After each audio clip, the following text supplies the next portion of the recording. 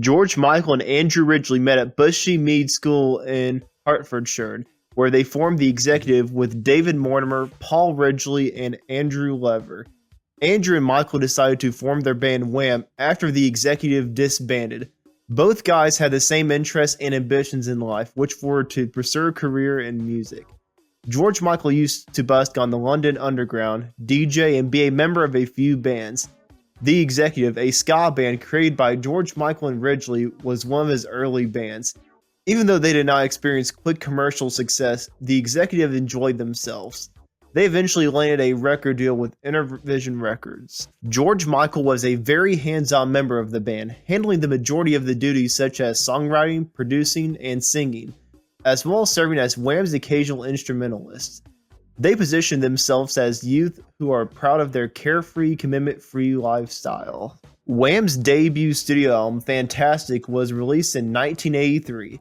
It included hit tracks such as Young Guns, Wham Rap, Club Tropicana, and Bad Boys. This record became so popular that it spent 2 weeks at the top of the UK albums chart. However, in the United States, Wham was renamed Wham UK because in America at the time, there was another musical group with the same name, but they were American and they were from the UK. Wham released their second studio album, Make It Big. To avoid the press and allow George Michael to concentrate and work happily on this album, they recorded at Studio Miraval in southern France. Make It Big was a commercial triumph, reaching the top of the charts in both the United Kingdom and the United States. Careless Whisper, Wake Me Up Before You Go Go, Everything She Wants, and Freedom were among the album's 4 chart-topping singles. In 1984, they embarked on a worldwide tour dubbed The Big Tour to promote the record. Make It Big has sold over 10 million copies worldwide and has been certified 6 times platinum. Wham's third studio album, The Final, was a compilation album that was only released in the United Kingdom. This album included all of Wham's hit songs as well as remixes of them. Wham's third non-compilation studio album, Music from the Edge of Heaven, was released exclusively in Japan and North America in 1986. Wham's major hit singles were included on Music from the Edge of Heaven, which was very similar to The Final. Wham took a break from recording to concentrate on a world tour. This trip included a first for a Western pop group, a 10-day visit to China, which had never been done before by a Western pop group. Wham performed 2 concerts in Beijing, one at the People's Gymnasium and the other in Canton. This visit drew a lot of media attention, but Wham's manager later admitted that the trip was a publicity stunt designed to derail Queen's attempt to become the first Western band to visit China. Wham disbanded for George Michael to pursue a more sophisticated adult market. When the duo announced their breakup in 1986, they issued The Edge of Heaven as a farewell single. Wham said their goodbyes to their fans with a farewell concert at London's Wembley Stadium. The event lasted 8 hours and drew a total of 72,000 attendees. George Michael complained to the press after Wham disbanded about how difficult it is for him to stay in the band. He claimed that he was always under pressure and that Wham had always been treated unfairly financially. Andrew Ridgeley relocated to Monaco to pursue a career in Formula 3 racing. In 1985, he competed in the Renault 5 Series in the United Kingdom, which aroused his interest in the sport. Andrew joined David Price Racing and competed in 8 races, each of which ended in a collision. Ridgeley came to Los Angeles to pursue his passion for singing and acting, despite his lack of success. Unfortunately, his career did not go as planned and he returned to England in 1990. Following Wham, Michael wasted no time in establishing himself in the music industry. That began in 1987 with the track I Knew You Were Waiting, a duet with Aretha Franklin, one of his favorite singers. The song debuted at number 1 the Billboard Hot 100 and the UK singles chart. Faith, his debut solo album, was released the same year. The album's title tune was released as the second single and would go on to become Michael's hallmark song. The song Faith reached number 1 on the Billboard Hot 100 and remained there for 4 weeks. Other top 10 songs from Faith include Father Figure, One More Try, and Monkey, as well as the album's debut singles I Want Your Sex and Kissing a Fool, which charted at number 2 and 5 respectively. Faith has sold over 25 million copies globally and has received the Diamond certification. Faith's huge popularity had made George Michael the sex symbol of pop music. While he may have loved the status at first, it eventually became a source of irritation and restriction for him. Furthermore, all of the touring and promotion for the Faith album had left him exhausted, irritated, lonely, and isolated from his friends and family. During this time, CBS Records reminded Andrew Ridgeley that he had a contractual obligation to make a solo album. As a result, Son of Albert was released in 1990. Shake, the first single, peaked at number 81 in Australia, and it barely cracked the Billboard Hot 100 as well. To put it plainly, the song and album were not favorably received.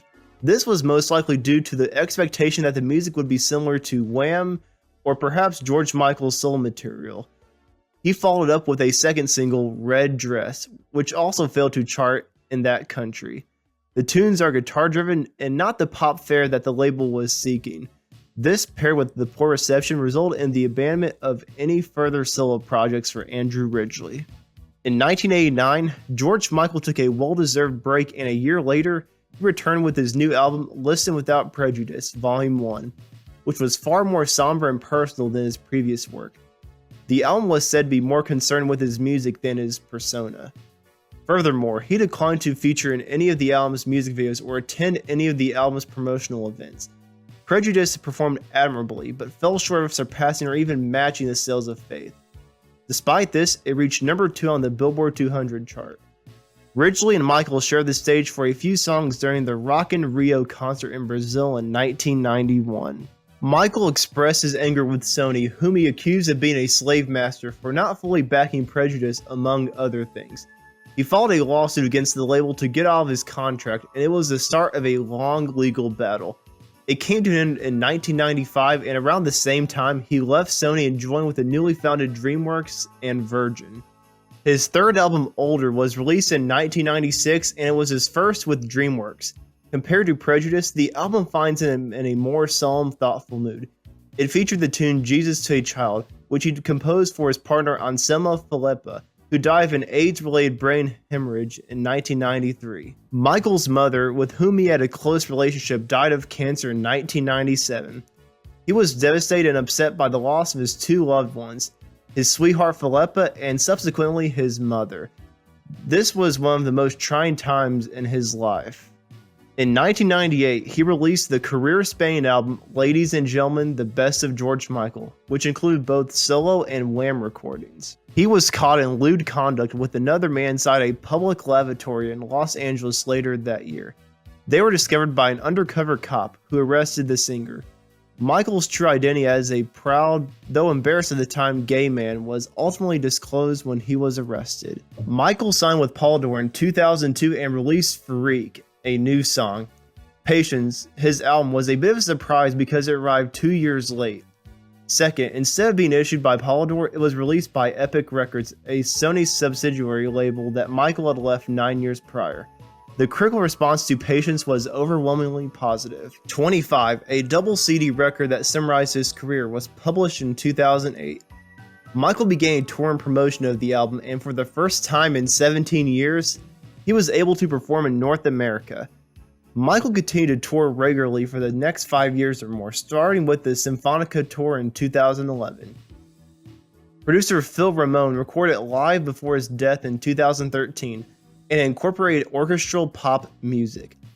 George Michael denied rumors that Wham was planning a reunion to commemorate the 30th anniversary of their debut album in 2012.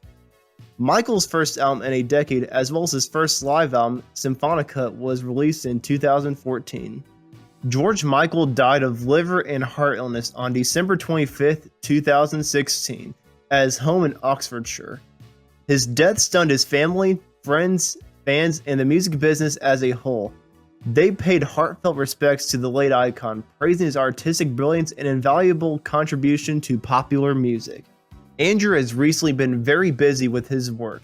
He cycled over the French and Swiss Alps for 18 days and 1,800 kilometers in the Delaglio Cycle Slam. He was married to Karen Woodward of Bananarama for 25 years until they announced their divorce in 2017. However, 2 years later, it was believed that they resumed their romance. And that's what happened to Wham.